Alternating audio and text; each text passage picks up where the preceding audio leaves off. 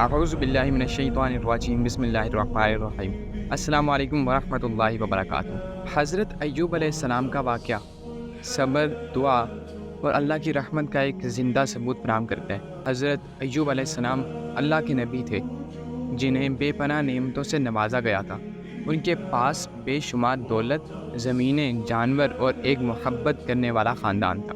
وہ اپنی قوم میں عزت و احترام کی نگاہ سے دیکھے جاتے تھے، مگر اللہ تعالیٰ نے ان کی آزمائش کی اور انہیں سخت مشکلات میں مبتلا کر دیا۔ حضرت ایوب علیہ السلام کا سارا مال و دولت تباہ ہو گیا، ان کے جانور مر گئے، ان کی زمینیں بنجر ہو گئیں اور ان کے بچوں کی وفات ہو گئی۔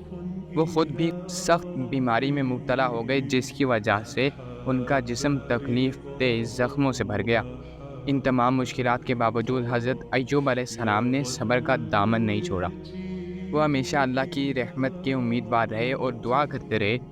ان کی دعا قرآن مجید میں یوں بیان کی گئی ہے، اور ایوب کو یاد کرو جب اس نے اپنے رب کو پکارا کہ مجھے تکلیف پہنچ رہی ہے اور تو سب رحم کرنے والوں سے رحم کرنے والا ہے۔ حضرت ایوب علیہ السلام کی بیوی نے بھی ان کا ساتھ نہیں چھوڑا اور ان کی خدمت کرتی رہی۔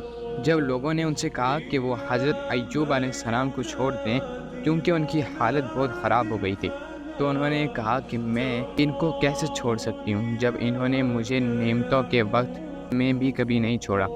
حضرت ایوب علیہ السلام نے اللہ تعالیٰ سے دعا کی کہ وہ ان کی مشکلات کو دور کر دے اور ان پر رحم فرمائے۔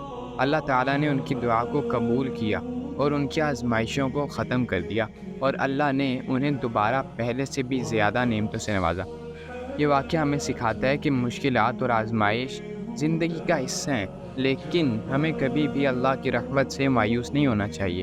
ہمیں ہر حالت میں اللہ کی طرف رجوع کرنا چاہیے اور صبر اور دعا کا دامن ہمیں رکھنا چاہیے۔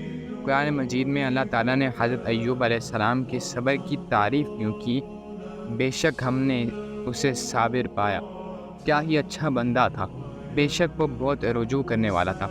حضرت ایوب علیہ السلام کا واقعہ سبق دیتا ہے کہ جب مشکلات آئیں تو ہمیں اللہ پر مکمل بھروسہ کرنا چاہیے اور دعا و صبر سے کام لینا چاہیے۔ اللہ کی رحمت کبھی بھی دیر نہیں کرتی، وہ ہماری دعاؤں کو سنتا ہے اور ہمیں مشکلات سے نجات دیتا ہے۔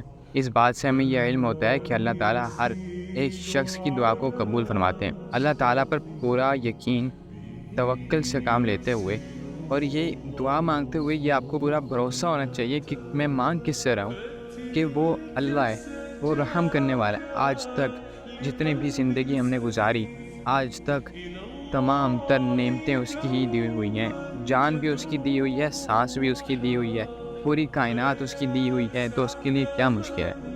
اور جب سچے دل سے دعا مانگی جائے، ایسا نہیں ہو سکتا کہ اللہ تعالیٰ دعا کو قبول نہ فرمائے۔ اللہ تعالیٰ تو خود کہتے ہیں کہ آؤ میرے بندے مجھ سے دعا کرو، میں تمہاری دعا قبول کروں گا، میں تمہارے سب سے زیادہ قریب ہوں۔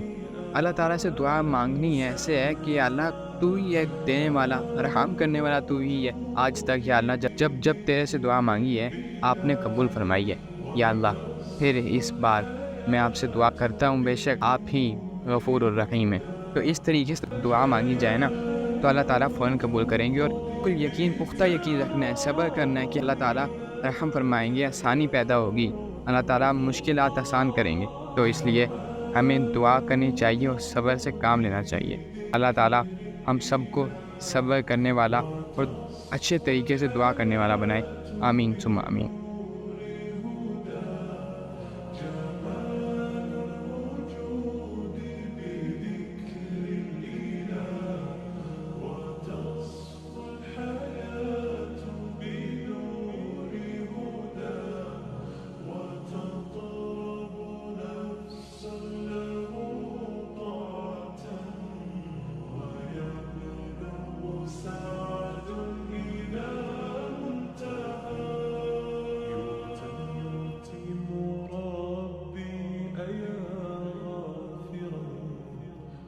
رجوتك عفوا ولا